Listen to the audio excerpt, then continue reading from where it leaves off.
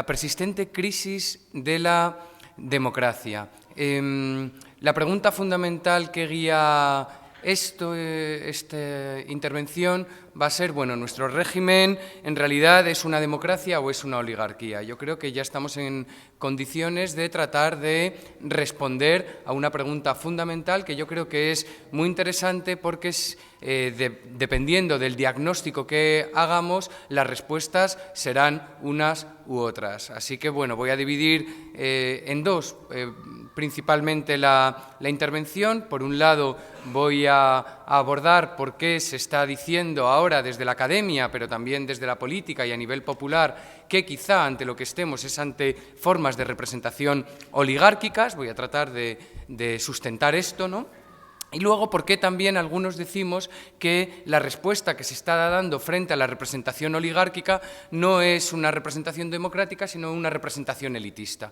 Es decir, que se pretende superar la oligarquía, pero lo que volvemos es a ese fatalismo del elitismo del cual no podemos salir, esas leyes de hierro que nos dicen, no, lo siento, pero es que el mundo está así montado y únicamente bueno, pues una minoría organizada siempre va a poder mandar sobre la masa, la mayoría desorganizada, y así es como se conforman los partidos políticos. Despertad, sed realistas, la cosa es así, ¿no? Bien, frente a esto tenemos que tratar, al menos esa es mi intención, ¿no?, de desafiar estas afirmaciones, tanto la oligárquica como la elitista, y tratar de conformar democracia. En este sentido, bueno, yo estoy aquí trabajando desde las teorías de la democracia y también muy ligado a la idea de representación política, pero no solo. Entonces, bueno, por ahí terminaré. Bien, oligarquía. Yo trabajo la teoría política. Cuando he sido profesor, generalmente lo que he trabajado ha sido desde este ámbito de la teoría política, y ahí lo que nos gusta mucho es irnos al pasado, a lo que otros autores, autoras han escrito y ver la relevancia en la actualidad, ¿no? Y en este debate sobre la oligarquía, que ahora está bastante candente en las teorías contemporáneas sobre la democracia, hay un autor fundamental al que se está recurriendo porque nos da muchas claves, que es Aristóteles. Y bueno, de alguna manera un poquito también se está acudiendo a Platón, ¿no?, pero principalmente a Aristóteles. De Platón, ¿qué es lo que nos sirve? Hemos escuchado en los últimos años hablar mucho de la idea de régimen, la crisis de régimen, ¿no? Y bueno, parecía, bueno, es que cuando hablas de régimen estás comparando la situación actual con el régimen franquista, por esto que tenemos todos en la cabeza, que llamábamos a la dictadura militar anterior el régimen y demás. Bueno, no, en realidad un régimen político es algo que llevamos milenios hablando de esto. Platón, cuando hablaba de politeia, en realidad estaba hablando de régimen, y Leo Strauss, un autor muy perspicaz en el estudio de los clásicos, lo que decía era, bueno, es que muchas veces se traduce la politeia de Platón como constitución, y no. La idea de régimen va más allá de lo legal, va más allá de lo institucional. Nos está refiriendo a un carácter, a un ethos, que es de donde nos viene la idea de la ética, ¿no?, a una forma de vida, a unas costumbres. Entonces, si queremos cambiar un régimen, si queremos diagnosticar cómo es un régimen, nos tenemos que fijar en lo legal, nos tenemos que fijar en las constituciones, nos tenemos que fijar en lo institucional, en sus formas de gobierno, por supuesto, pero más allá tenemos que fijarnos en sus formas de vida, en el carácter dominante y en el carácter que la clase dominante hace que domine en el resto de la sociedad. En este caso, lo que decía Platón era que, bueno, que en muchas ocasiones nos encontrábamos con regímenes que nominalmente, constitucionalmente, legalmente eran democracias, pero que en su forma cotidiana de actuar en realidad eran oligarquías. Bien, yo creo que nos está ocurriendo esto, ¿no? Si nos vamos a Aristóteles, como os digo, la gran referencia en la actualidad, cuando volvemos la vista atrás para encontrar riqueza teórica a la hora de explicarnos qué es una oligarquía y si nosotros encajamos en esto o no, lo que decía Aristóteles es que la república en realidad es una mezcla entre dos elementos, dos clases de elementos, los democráticos y los oligárquicos, y hay que mantenerse en este equilibrio, ¿no?, para tener una república adecuada, una república válida. Lo que los demócratas a lo largo de la historia siempre han tenido como grandes rechazos o reticencias ante el pensamiento republicano, precisamente era porque generalmente en las repúblicas ganan la partida los elementos oligárquicos, ¿no? Y quizá también, de nuevo, es lo que nos está pasando. No estoy planteando que es que haya sectores oligárquicos que tengan mucho poder, estas desigualdades económicas que sabemos que desde los 70 van en aumento hasta, bueno, tener unas concentraciones tremendas y que nos sorprenden. No, no es que esos sectores, no, es que nuestro régimen debe ser calificado como una oligarquía, es distinto el matiz. Pero vayamos a estos elementos oligárquicos y elementos democráticos antes de entrar en la definición del concepto de oligarquía. Algunos elementos oligárquicos. Aristóteles decía que la oligarquía era el gobierno de los pocos y generalmente igual estas definiciones etimológicas básicas que nos gustan, ¿no? La democracia, el poder del pueblo, la oligarquía, tenemos aquí el poder de los pocos, ¿no? Bueno, en realidad Aristóteles nos dice, bueno, son pocos porque generalmente son pocos los que tienen la riqueza, es decir, esos patrimonios y esos grandes ingresos suelen ser pocos en la sociedad, pero si fueran muchos también tendríamos, si ellos mandan luego políticamente, también tendríamos una oligarquía. Por tanto, el carácter numérico no es fundamental, lo fundamental en la definición es el carácter material, ¿vale? Los grandes patrimonios, los grandes ingresos, quiénes los concentran y quiénes son capaces de traducir esto en poder, en influencia política. Veamos la última crisis económica, ¿no? A partir de 2008, las decisiones que se han ido tomando, ¿a quién beneficiaban? Tenemos por un lado la pobreza energética, ¿no? Un problema cada vez más acuciante a lo largo de estos años, y a la vez una protección a un sector oligopólico como el de la electricidad, por supuesto. La protección de la propiedad es que ya ni entramos. Como veremos, esto es un gran tabú conseguido en el Pacto Civil Oligárquico, del que hablaré más adelante. Pero cuando veíamos también que entraban policías armados a expulsar a familias pobres de sus hogares porque estaban defendiendo los intereses de los acreedores, ¿no? De los bancos, bueno, pues esto también nos revelaba muy bien el carácter de nuestro régimen, o cómo se reformaba la Constitución con, en el tiempo veraniego, ¿no? Realmente con verano y alevosía, ¿no? Para priorizar el pago de la deuda frente al gasto social. Es otro elemento, yo creo, que nos puede ayudar a ver que los elementos oligárquicos están ganando la partida en nuestro régimen a los democráticos. Hay una obra reciente del 2013 de Martin Gilens, un profesor de Princeton, Influence and Affluence se llama, es del 2013, ya ha recibido varios premios, está muy bien, ¿no? Y entonces este hombre lo que nos dice es, bueno, es otro de estos autores que están ahora en esto de que el régimen, en su caso el estadounidense, pues es una oligarquía y no una democracia, y nos dice, no, es que en mi estudio lo que he encontrado es que entre el año 81 y el año 2002, las decisiones de política pública de los diversos gobiernos, cuando las preferencias expresas del 10% más rico chocaban con las preferencias del 10% más pobre, pero también del 50% más pobre, y también en muchas ocasiones con el del 70% más pobre, resulta que las decisiones de política pública de los diversos gobiernos a quien beneficiaban por abrumadora mayoría al 10% más rico.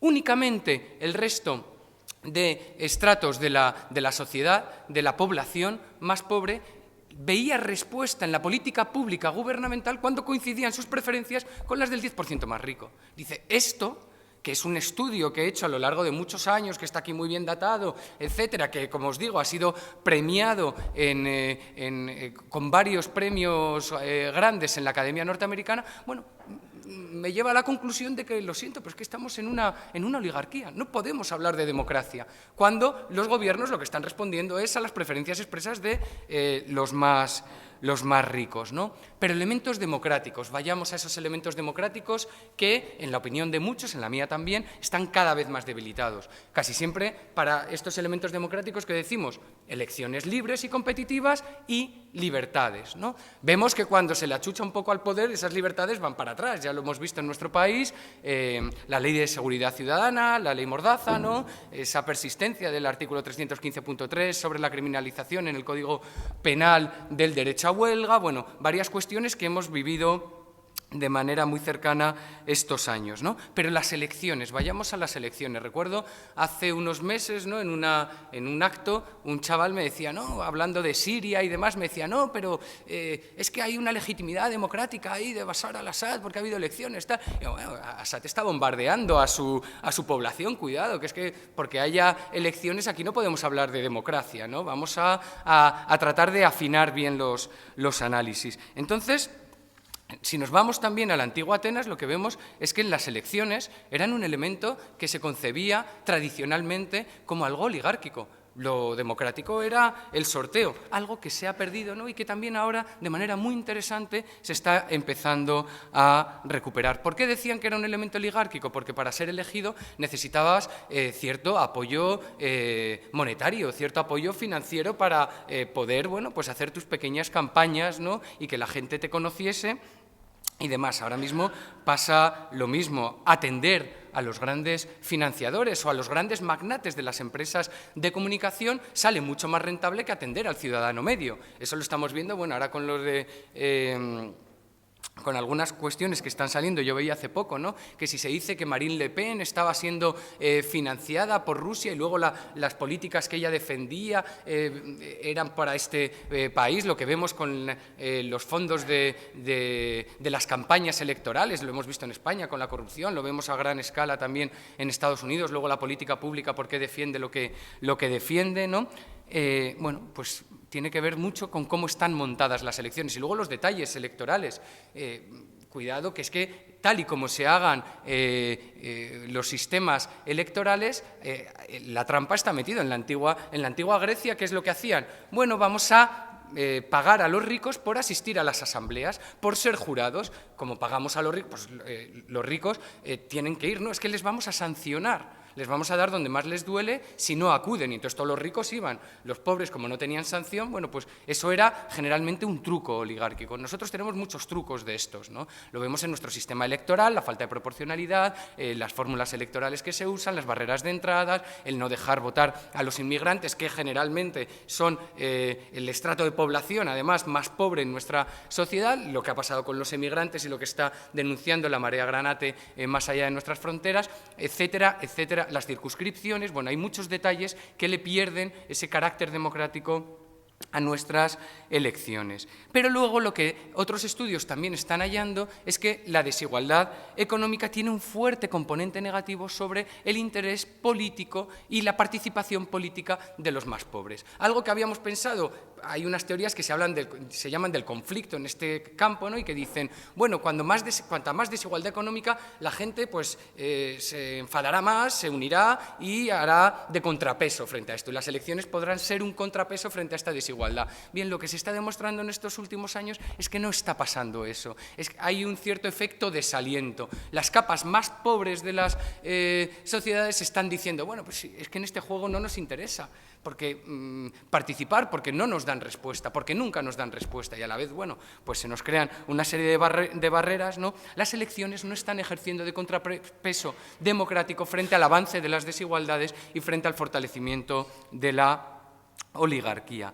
La oligarquía se ha vuelto un concepto popular en los últimos años, un concepto también académico y un concepto político. Aquí en España algunos líderes políticos ya comienzan a utilizarlo, otros vienen utilizándolo más tiempo, pero a mí me está interesando mucho la campaña de Bernie Sanders porque es un tipo que desde el año 93, vi el otro día en unos vídeos, desde el año 93 se está haciendo esta pregunta, oye, ¿somos una oligarquía o somos una democracia? ¿No? Es una pregunta que luego él trata de contestar diciendo, me parece que estamos yendo a lo primero, ¿no? Lo hace ahora en campaña, pero lo que me gusta es que lo hacía desde el año 93, ¿no? Propiedad e ingreso en el concepto de oligarquía como algo fundamental, como esa base material que luego se traduce en poder y en influencia política. Jeffrey Winters, me pidieron un par de lecturas, ¿no?, para los que estéis inscritos al curso, tenéis el primer capítulo de la obra de Jeffrey Winters, Oligarchy, ¿no?, también otra obra premiada por la Asociación de Ciencia Política Norteamericana, y luego también os puse un capítulo de Cornelius Castoriadis, que es uno de esos autores que ya lleva años hablando de que en realidad estamos en oligarquías liberales, ¿no? Jeffrey Winters nos habla de pacto civil oligárquico, que es en lo que se mantienen nuestros regímenes, unos pactos implícitos por los cuales la oligarquía no se compromete a gobernar directamente, no se compromete a no tener ejércitos directos a su servicio y apuesta, en cambio, porque haya un marco jurídico que proteja sus intereses. En primer lugar, la propiedad sacrosanta, no se puede tocar la gran propiedad, y esto que se ha convertido en un tabú en nuestros días, es decir, ahora mismo si tú haces una campaña electoral hablando por las nacionalizaciones, parece para la mayor parte de la sociedad y los medios de comunicación que eres un radical y que es algo extemporáneo, ¿no? Bien, este era un debate que hasta hace 50, 60 años se tenían en las sociedades tranquilamente y ya se está logrando sacar fuera de la agenda. Por un lado, ese marco jurídico debe de proteger la propiedad y luego tratar de prohibir constitucionalmente cuestiones como las expropiaciones, el reparto de la riqueza, reformas agrarias de calado, etcétera, y los derechos sociales, por supuesto, que se incluyan, pero únicamente nominalmente, como las tenemos en nuestra actual Constitución española. ¿Como contrapartida? Pues que haya un Estado de Derecho, que se respete ese Estado de Derecho por los oligarcas, es decir, que no vayan cometiendo crímenes tranquilamente como si estuviéramos en la época feudal, ¿no? Pero esto hace que el combate contra la oligarquía lo podamos mantener en el aspecto de los ingresos, que es algo que por el momento todavía está en la agenda, todavía está en el debate y todavía no está como gran tabú. Pero ¿qué es lo que tiene la oligarquía para defender los ingresos? Lo que Jeffrey Winters llama la industria para la defensa del ingreso. Multitud de representantes oligárquicos, que es como los denomino, ¿no? Que son representantes cuyos vínculos estrechos son con las oligarquías y no con los ciudadanos, ¿de acuerdo? Y luego, pues, los lobistas, etcétera, ¿no? Los think tanks y demás. Es un sistema, por tanto, el que se va creando, capaz de proteger a las rentas del capital, de crear abismos entre las tasas nominales cada vez más bajas y las tasas efectivas, de proteger los paraísos fiscales, lo estamos viendo en la actualidad, laxitud legal frente al fraude fiscal, etcétera. Las dificultades para gravar a los más ricos supone de este modo otra vez una evidencia más de la fortaleza de este régimen oligárquico. ¿Cuándo se neutraliza la fiscalidad? ¿Qué amenazas quedan para esta oligarquía? Bueno, la rebelión de un gobernante o de un partido incontrolado que de pronto le dé la vuelta al sistema fiscal y realmente cree un sistema fiscal fuerte y progresivo, o que se atreva incluso, cuidado, con la propiedad, o una rebelión ciudadana que transforme el ethos, el carácter básico de este régimen, ¿no? Es algo que, bueno, en otras ponencias he escuchado también, ¿no?, como ese sentido común neoliberal. ¿Por qué? Porque el carácter oligárquico está basado en unas determinadas nociones de justicia y de felicidad oligárquica y en ese sentido común neoliberal del que tanto vamos escuchando y que hace decir estas cosas a Shakira, ¿no? Decía Aristóteles que la oligarquía era una ciudad dividida en dos, también lo decía Platón, es muy interesante estos paralelismos, ¿no?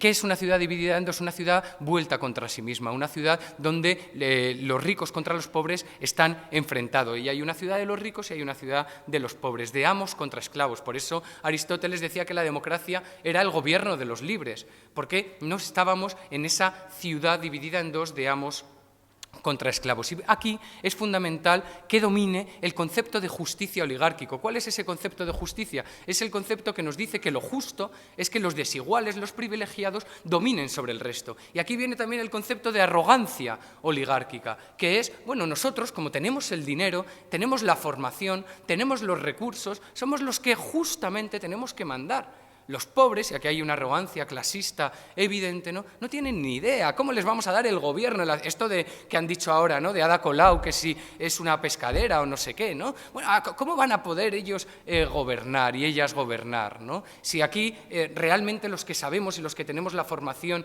y el dinero somos nosotros. Ese concepto de justicia oligárquica que se ve quizá en unas declaraciones como las de este señor el otro día, ¿no?, de una forma muy estrambótica, pero ha calado mucho mucho nosotros con la idea de meritocracia, la idea de igualdad de oportunidades, la idea que luego también es muy elitista, lo veríamos si tuviera tiempo, ¿no? Pero creo que no, no vamos a tener, que es la idea de el gobierno de los mejores. Somos los más listos, somos los mejores, somos los expertos y por eso tenemos que gobernar. Otro autor que siempre hablaba de oligarquía, y siempre habla de oligarquía, que es Jacques Rancière, lo que nos dice es el escándalo de la democracia, el escándalo de los cualquiera. Por eso Rancière hace una gran defensa del sorteo, ¿no? De que cualquiera, porque tenemos capacidades políticas, como decía Aristóteles también, somos seres políticos, somos... A diferencia de los animales, que son solo seres sociales, ¿no? Nosotros tenemos la capacidad del logos, la capacidad de pensar y la capacidad de expresarnos. Y con esa capacidad decimos lo que es justo y lo que es injusto, lo que es conveniente y lo que es inconveniente, y planteamos proyectos políticos de ciudad para superar también este régimen. No me queda tiempo, tenía un apartado parecido sobre el elitismo, porque a mí lo que también me causa bastante preocupación es que tratemos de superar este carácter dominante, ¿no? Hablaba de justicia oligárquica, también de felicidad oligárquica, creer que somos felices por la mera acumulación, esa ibris, esa desmesura de expansión por la expansión, decía Hannah Arendt, del más y más y más, pero al final hay vacío, ¿no? Y por eso, bueno, grandes males que tienen que ver con... cuestiones de felicidad oligárquica nos afectan también personalmente, ¿no? Porque esto es lo que domina. Bien, frente a este carácter del régimen oligárquico, se cree que no teniendo vínculos estrechos con la oligarquía financiera, atacando su estructura fiscal, atacando su estructura de ingresos, incluso yendo a un proceso constituyente, que ya cada vez menos formaciones estaban en esto últimamente. Esperemos que ahora vuelva a haber un poquito más de apoyo a esta medida, ¿no? Que me parece importante. Pero ni siquiera con un proceso constituyente íbamos a lograr cambiar nada si no cambiamos el carácter del régimen. Y por eso a mí me da pena cuando se trata de enfrentar esto desde una noción de representación elitista, ¿no? Ese fatalismo de las élites, de lo siento, pero si es que esto es así, la ley de hierro de la oligarquía de las élites, mejor dicho, aunque Robert Michels la llamó de la oligarquía de los partidos políticos, lo que nos dicen es que siempre una minoría desorganizada va a tener que estructurarse en estos elementos que son los partidos políticos de manera vertical, con jerarquías y cogiendo en realidad elementos que vienen de la corporación capitalista, como son las jerarquías, las estructuras de autoridad, el principio de jefatura, etcétera, etcétera. Como os digo, luego en las preguntas o en el coloquio, si queréis, puedo entrar un poco a esta crítica del elitismo, ¿no? Y tratar de abrir finalmente bueno, pues lo que yo defiendo y muchos otros autores dentro de las teorías de la democracia están defendiendo en la actualidad, que me parece muy interesante, que es otra forma de ver la representación política, que no sea ni oligárquica ni elitista, que es democrática, que sea motor participativo y a la vez esa tarea de transformación, que no cambio. Esto también podemos hablar más adelante, ¿no? Es una noción muy popular en la actualidad, pero también muy ligada a la idea elitista, la idea de cambio, ¿no? El cambio tecnológico, las modas, la renovación de las élites plebeyas que sustituyen a las élites aristocráticas. Bueno, pues hay una cierta adoración en nuestra sociedad por el cambio, las campañas electorales que triunfan son el cambio desde hace 20, 30 años, ¿no? Bien, no, la transformación, esto es otra cosa. Ahí es cuando tocamos las narices de verdad a la oligarquía, ¿no?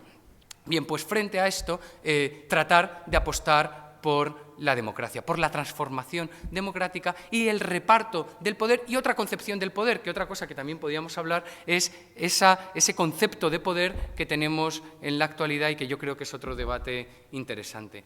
Como os decía, traía muchas cosas, poco tiempo, pero bueno, espero que me hayáis entendido más o menos lo fundamental. Muchas gracias.